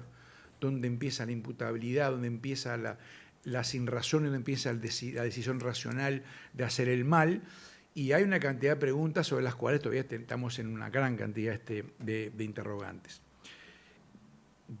Eso de que el ser humano es la especie más valiosa que está sobre el planeta, cada vez tiendo a creer que es más discutible. A mí, por lo pronto, me gustan mucho más los sapos por su pacifismo que los seres humanos. las abejas por su solidaridad, las hormigas por su laboriosidad, aunque son demasiado verticales para mi gusto, ¿no? Pero bueno. Pero lo que no hay duda es que el ser humano es la única especie que puede justamente discutir estas cosas como estamos haciendo acá. También discrepo con eso de que ya hemos hablado demasiado. También discrepo con eso de que están hechos todos los diagnósticos, ahora hay que hacer. Yo creo que en este tema en particular, y en general, ni que hablar que se hacen muchas cosas, no solamente en Uruguay, el mundo está mejor. Me refiero, por ejemplo, a los estudios de Steven Pinker, que estuvo por hace poco por Uruguay. Es una figura bastante poco conocida acá en Uruguay, pero es un académico canadiense, un neurocientífico, un neurolingüista, que dice, bueno, pese a lo que sentimos, el mundo está cada vez mejor. Cada vez hay más agua potable, menos mortalidad infantil, menos violencia racial, menos violencia a la mujer, menos dictaduras, menos homicidios, menos genocidios, más acceso a electricidad, más acceso a educación, más acceso a radio, televisión, educación, etcétera, etcétera, etcétera. ¿Qué ocurre? Tenemos una sensibilidad hoy que no es la de hace 20 o 30 años o 10 años, y una información que tampoco es la misma. Y eso mismo que ocurre a escala planetaria, yo creo que también ocurre a escala nacional. Nos enteramos de una cantidad de cosas, gracias a este aparatito infernal pero maravilloso, que nos genera una accesibilidad, una inmediatez impresionante. Este es el mejor funcionario de mi oficina, es este señor negrito que está acá, el celular, porque permite una accesibilidad de información y comunicación a todo nivel impresionante. Y ahí tenemos una gran dificultad en Uruguay, el trabajo en red, porque somos pocos. También, acá se dijo que somos un país chico. Yo creo que no somos un país chico, somos un país vacío. Somos un desierto. De tamaño somos la mitad de España, la mitad de Francia, mucho más grande, creo que 5 veces más grande que Austria, 7 veces más grande que Holanda, HD, ponía el mapita en los libros de escuela, donde ponía el Uruguay adentro, metía a Bélgica, Holanda, para que no nos sintiéramos tan disminuidos frente a dos gigantes. No, somos un país relativamente grande. En Europa sería un país normal, de tamaño o grande. Somos un país vacío, sin gente. Y entonces los pocos que estamos nos conocemos, somos muy celosos, muy envidiosos, muy competitivos, faltan los recursos para todo lo que queremos hacer, estamos permanentemente chocando. Cualquiera que tenga la experiencia de organizar un seminario sabe que tiene que bregar cuando habla con una mesa y viene fulano, no, pero fulano, lo que pasa es que yo una vez en un concurso que me jodió en un concurso, no, es profesor mío, pero en realidad no sé qué, no, fulano de tal partido político, no, es de mi mismo partido político, pero él está del sector sub A y yo soy del sub B, y en realidad somos muy amigos, todo bien con él, pero entonces es que si él va, mejor yo no voy. Y eso que se da en lo anecdótico se da en la construcción institucional. Porque las instituciones al final, claro, las leyes están en el papel y bastante uno las ve que se procesan, tienen hasta número y todo, son frías, formales, pero las instituciones son personas. Y las personas son razones, afectos y comunicación. Y los acuerdos institucionales se hacen a partir de hablar y a partir de entenderse y de desentenderse. Como decía un viejo cura que fue mi padre espiritual, uno lo habrán conocido, Coqui Aguerre, Dios nos hizo para que nos amásemos y nos amasemos. Acá el amigo Bonazo sabe de quién estoy hablando. Bueno, ahora, si no asumimos esa discrepancia, es muy difícil construir institucionalmente. Entonces, somos la única especie que puede reflexionar sobre sí misma y que podemos reflexionar sobre la violencia. Y podemos reflexionar sobre cómo superarla y plantearnos cómo enfrentarla. Yo creo que en Uruguay vivimos una guerra civil difusa. Yo es la sensación que tengo. Y creo que quienes transitan por el sistema carcelario, o por otros ámbitos, no es el único, pero en el sistema carcelario se vive mucho porque es un lugar donde se condensan una cantidad de cosas. Yo siempre digo que lo que pasa en la cárcel es lo que pasa en la sociedad, lo dicen ustedes, lo he escuchado a Luis, a Jaime, a Ana. Yo pongo el ejemplo que es como el fútbol, es lo mismo jugar en el Centenario que jugar en el Campín de La Paz. Claro, que son 4.500 metros de altura y pasa lo mismo, pero mucho peor todo. O sea, Uruguay cuando perdía 1-0, en La Paz perdía 5-0. Ahora ganamos 2-0, en La Paz empatamos. O sea, todo lo mismo, pero un poquito bastante peor por la presión. Se despresuriza la sociedad. Entonces ahí nos vemos reflejados en lo que pasa afuera. Y cuando uno recorre la cárcel y el mundo que hay, mi sensación es que hay una guerra civil no declarada en Uruguay. Cuando yo voy, por ejemplo, a la sala del Sambois, y siempre hay 8, 10, 12, a veces menos, a veces más, muchachos jóvenes, y ve cómo están, y dice, bueno, vas a recordar aquellas películas de uno veía los hospitales de campaña de las guerras, ¿no? ¿Cómo te llamas? Fulano de tal, ¿qué edad tenés? 21 años. ¿Qué te pasó? No, me sacaron un ojo en el Concar, me sacaron acá, me balearon. No, este balazo me lo dieron en la calle y esta cicatriz no sé cuánto. No, porque yo maté a uno y me mataron a mí, y es una venganza, y estoy extorsionado y me extorsionaron. Y vos, tengo 23 años, así que no puedes caminar. No, sí, no puedo caminar más porque me balearon en la puerta de mi casa y después rapiñé.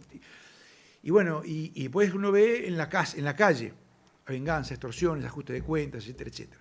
Eso traspasa la frontera de la cárcel. La cárcel es una etapa más.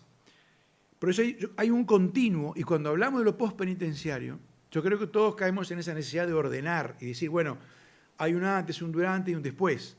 Hay un antes, la prevención, los que están en los CAIF, que son felices porque trabajan con los niños, etcétera, etcétera.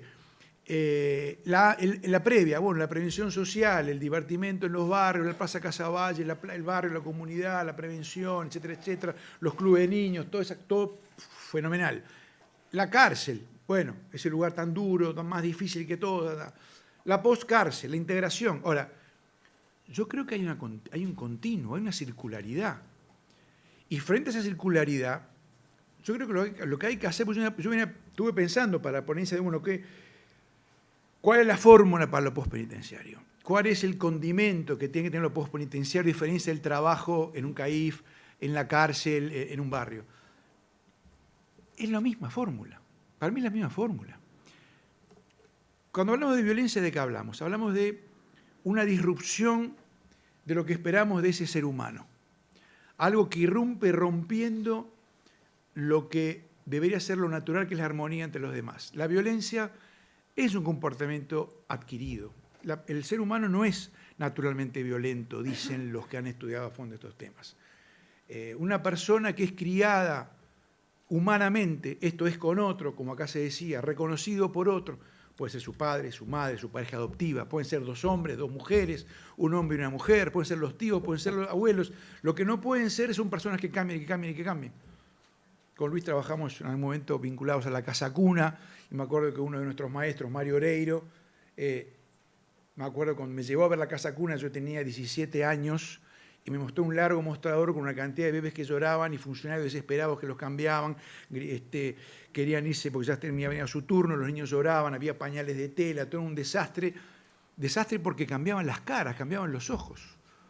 Y yo le dije, Mario, ¿cómo se cambia esto? ¿Qué se hace con esto?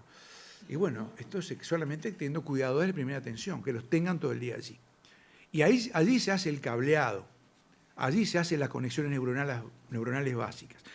Bueno, el ser humano cuando es criado en afecto, en armonía, no empieza de golpe a los 17 años con ganas de robar, de copar, de violar, etc. Entonces la violencia rompe aquello que nosotros esperamos. Y somos la especie que puede preguntarse qué hacer con eso. Y esa pregunta nos apasiona, nos enloquece. Lo vemos en Netflix, en las novelas policiales. Nos dormimos viendo autopsias de delitos terribles en la televisión, en la novela que leemos. Yo todas las noches leo novelas policiales. A veces alterno con otras cosas, ¿no? Pero ¿por qué es la enorme pregunta, ¿por qué el ser humano lastima a otros? ¿Por qué violenta a otros? A veces de manera descomunal o de otras maneras, engañándolo, estafándolo, mintiéndole. Hay muchísimas formas de violencia. La violencia es mucho más grande que el mundo de los delitos. El delito es solamente una de las formas de violencia. Y ese mecanismo captador de delitos solamente capta algunos tipos de delitos. Y de esos algunos tipos de delitos, algunos van a la cárcel. Ahora, ¿cómo encarar ese comportamiento para que deje de ser violento? Y ahí, acá se han mencionado varias cosas, no sé. Acá hubo un debate, estuvo muy interesante esta charla, la verdad que yo pasé bárbaro, hubo cosas muy interesantes. Capaz que uno tiene el oído muy asusado porque estamos todo el día en esto y pensando, pero acá hubo contrapuntos muy finos entre los distintos interlocutores, hubo presentaciones que planteaban cosas muy diversas, todas, la verdad, con la base de gente que está trabajando mucho y haciendo cosas muy buenas y que me encanta me siento muy contento de estar acá en esta mesa. Pero creo que básicamente hay como dos grandes líneas sobre qué hacer y cuál es la clave para evitar la violencia, ¿no? Yo creo que por un lado tenemos ahí un eje que es, yo temerariamente me animo a calificar como el eje biológico, psicológico, psiquiátrico, criminológico. Creo que tiene algunos visos de positivismo en la idea de que, bueno, se puede trabajar esto como que fuera una ciencia natural, una ciencia exacta, objetivando el problema, midiéndolo, estableciendo una cura, un tratamiento. Pero básicamente es la mirada más dura, si se quiere, que es la que dice, bueno, el otro día hablaba con un psiquiatra que me decía, vos no podés delinquir, aunque quieras no podés delinquir, porque tu cableado no te da. Aunque quieras asaltar un banco, podrás pegar una piña a alguien si estás muy enojado, podrás amenazar a alguien si estás muy, muy irritado, muy molesto en un muy mal día, pero normalmente no vas a violentar a nadie. Hay mucha gente que le pasa todo lo contrario. Nació en la adversidad, vivió a su abuelito agonizar, vivió en un rancho espantoso, le faltaron cosas fundamentales, vivió el estrés de la violencia doméstica de su madre, sin hablar de cantidad de otro tipo de dolores y adversidades que pudo haber tenido. Entonces, adquirió la violencia como su herramienta natural. Esa persona, al revés, le va a ser muy difícil conseguir los campeones de otra manera que no sea esa. No va a lograr un lugar en la sociedad a través de un camino largo. Va a hacer lo que le permita en un segundo conseguir 20.000 pesos. Eso no hay remedio que haga otra cosa. Entonces, esa línea es la línea un poco de, bueno, lo estoy simplificando para ver como dos ejes que dejan una enorme cantidad de matices en el medio. Después hay otra línea que yo llamaría la contextual motivacional, que pasa por decir, bueno, más allá de las características que tiene esta persona, con un contexto diferente, con una motivación diferente, con un trabajo diferente, esta persona puede rehacer su vida.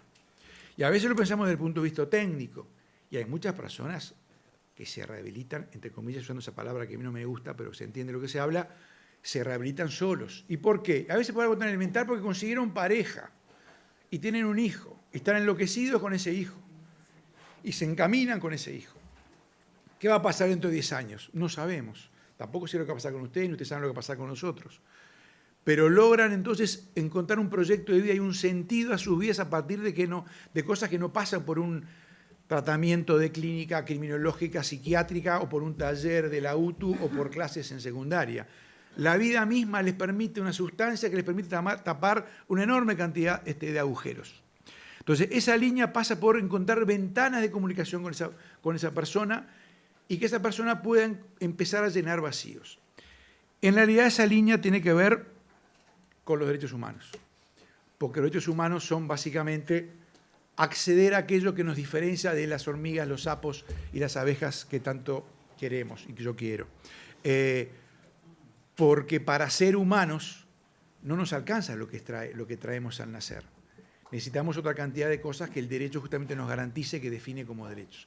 Educación, salud, trabajo, comunicación, vínculos con los demás. Eso, voy redondeando, eso nos hace humanos. Y estas dos líneas tienen que ver con el trato y el tratamiento. Y yo creo que no son dos líneas opuestas, son líneas complementarias. Creo que Ana lo decía de alguna manera. Que cuando hablamos de tratamiento decimos, bueno, está bien, esta persona, aparte que es pobre, que tuvo una cantidad de carencias, tiene una compulsión a cometer delitos sexuales, por ejemplo, o ha cometido 4 delitos sexuales. ¿Qué hacemos con esta persona? Porque le enseñemos los afluentes del río Éufrates y la regla de multiplicar no va a dejar de tener esa compulsión a violar. Bueno, está bien, pero no le va a estar mal aprender una serie de cosas, tener un contexto diferente y además va a necesitar un tratamiento, como puede necesitar un tratamiento a alguien que se le quebró la pierna o a alguien que tiene una afección determinada. Yo creo que en esas líneas está la clave y tenía mucho más apuntes, la verdad, pero una luz al final del túnel. Nosotros tenemos, como se dijo ya, una gran cantidad de presos. 1 cada 100 jóvenes de Uruguay está preso. 1 cada 100. Dato que aprendí en una reunión, creo que fue acá mismo, después lo chequeé, lo verificamos con los datos oficiales. Es una cifra escalofriante. 11.000 presos, pero muchos miles de hijos de personas privadas de libertad. un impacto de la prisión en la sociedad enorme. Cuanto más presos, más delitos. Tenemos organismos que están muy ausentes de la cárcel. La cárcel sigue siendo un tema del Ministerio del Interior o del INR, y no puede ser así. La cárcel tiene que ser parte, la política pública es lo macro, lo mayor. De la política pública, una parte de la política pública es la política social. Dentro de la política social está la política criminal, y dentro de la política criminal también está la política penitenciaria. Pero si no incluimos la política penitenciaria dentro de lo social, estamos liquidados. Vamos a estar una y otra vez repitiendo, qué barbaridad, el Ministerio del Interior no tiene 4 asistentes sociales, y va a ser un gran deporte nacional. Seguir buscando la nueva postal espantosa, y que sin duda las hay y las habrá, si no vamos hacia un modelo diferente que el que se ha ido empezando a construir, que se empieza a esbozar y que hay que profundizar y completar. En Estados Unidos, el campeón mundial de los presos, el país que tiene más presos, seguido en, Rusia, China, Cuba, sorprendentemente también en América Latina, Cuba es de los países que más presos tiene. Y Uruguay está en el pelotón, no está entre los primeros lugares, pero está en un espantoso lugar 323 cada 100.000 habitantes. Estamos trabajando para eso. Bueno, Estados Unidos empieza a girar su política penitenciaria. ¿Cómo cambia Estados Unidos su política penitenciaria?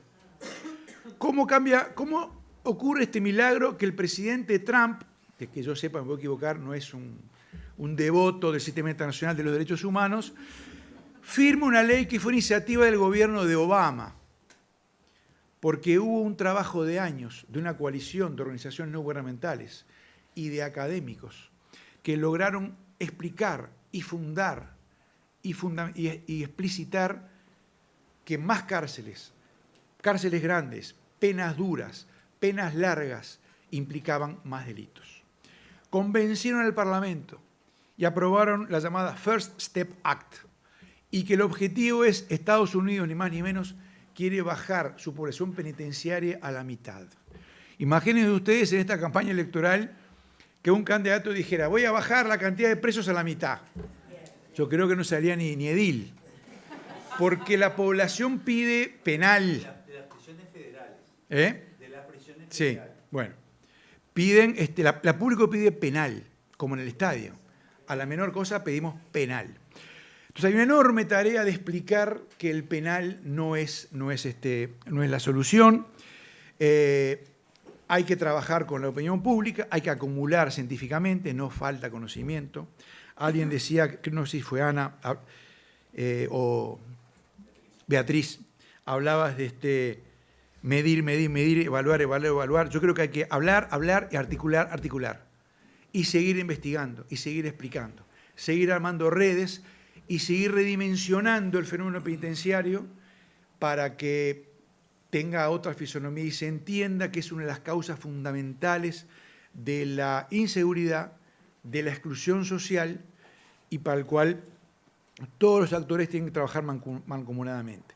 No nombrar una especie de organismo explorador al cual se le da una mochila y unas monedas y decimos, bueno, vaya y trate de resolver este tema, sino que es una responsabilidad de política pública en la cual tampoco, no solamente no deben, sino que es muy bueno que estén presentes la sociedad civil, como que acaba de mostrar Richard. Tenemos poquísimas ONGs trabajando en el sistema penitenciario, en las cárceles, unas medidas alternativas, otro tema que queda para otro conversatorio. Hay que tener sistemas de convocatoria, estimular. Lamentablemente también la sociedad civil es muy débil, la sociedad civil tampoco es ajena a las debilidades. La sociedad civil se termina dependiendo del Estado y termina siendo muy políticamente correcta porque depende del Estado. Y tema hablar en voz alta porque a la larga después tienen que golpear una ventanilla y pedirle financiamiento para el seminario tal o al organismo de Naciones Unidas que tal vez está vinculado a tal ministerio, por lo tanto vamos a no tener problemas. No, tenemos que tener problemas, tenemos que discutir, tenemos que pelearnos porque tenemos que acordar. Si no peleamos no vamos a acordar. Y si no acordamos vamos a seguir repitiendo fotografías del horror. Es mucho más difícil cambiar el horror que observarlo. Es necesario tratar de conjuntar las dos cosas, conocerlo, medirlo, evaluarlo, tener acumulación y poder transformarlo porque es una de las causas de larga data de la humanidad los derechos humanos. Muchas gracias.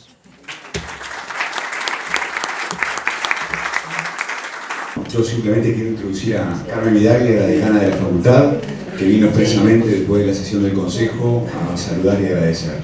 Y de paso, de mi parte, agradecerle a todos los panelistas y a todos los presentes. Bueno, buenas noches y bienvenidos a esta casa de estudios. Mil disculpas, estaba en un consejo de la facultad que comenzó a las 18 horas y recién acaba de terminar. Pero sí, con respecto al tema que no pude participar, me gustaría hacer dos apreciaciones al menos.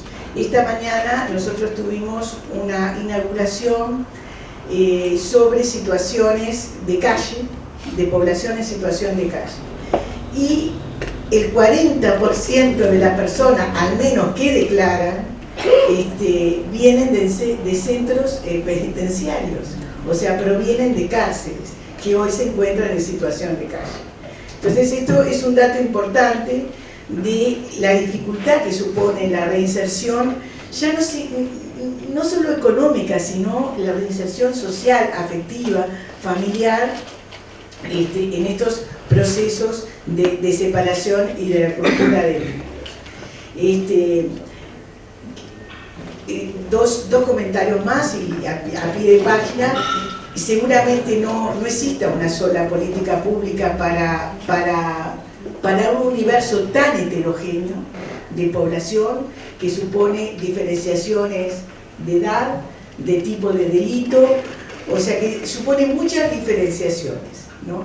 Y siempre pensamos que en realidad es el Estado el que debe brindar, cosa que yo creo que sí que es parte de la responsabilidad del Estado, encontrar las formas de trayectorias o también apoyarse en la sociedad civil, pero también el Estado debe ir hacia las cárceles, las otras partes del Estado. Y yo quiero contar esto que es muy exitoso para la Universidad de la República. Nosotros salimos a dar clase a las cárceles. Nosotros tenemos un programa de cárceles, estamos formando personas en diferentes situaciones en cárceles. Y hasta ahora la evaluación es muy buena. Tenemos algunos problemas. Por ejemplo, parece que no pueden estudiar Derecho, porque en realidad, como cometieron delitos, digamos, hay diferentes interpretaciones y podrían recibirse de abogados en las cárceles, ¿no? Pero bueno, esto estamos como, al menos en las partes iniciales, en la parte social se podría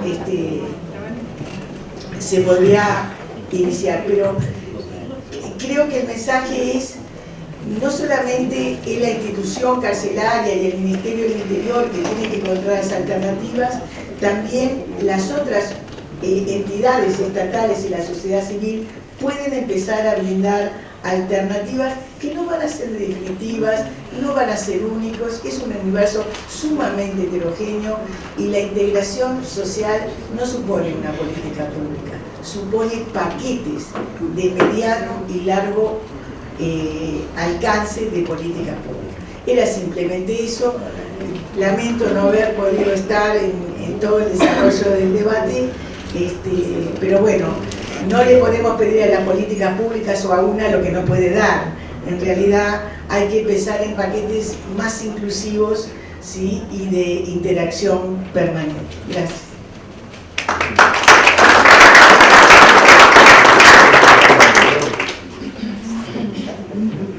Bueno, para cerrar, muchas gracias a todos los panelistas. La verdad que impresionante. Estuviste muy bien en lo contamos porque fueron todas intervenciones muy bien. ¿Cuál es el objetivo de este conversatorio que perseguimos con Andrés, con Fito, con Martín, bueno, con los que nos empezamos a reunir y que ya sumamos Academia de Medicina, Academia de Ingeniería, hoy me avisaron Academia de Derecho también, o sea, el CED, el CURI, estamos un montón de instituciones. ¿Cuál es el objetivo en particular de esto? Bueno, ver si podemos encontrar algunos puntos de consenso, de ciertos acuerdos para hacer un documento para entregar en unos pocos meses al gobierno mismo.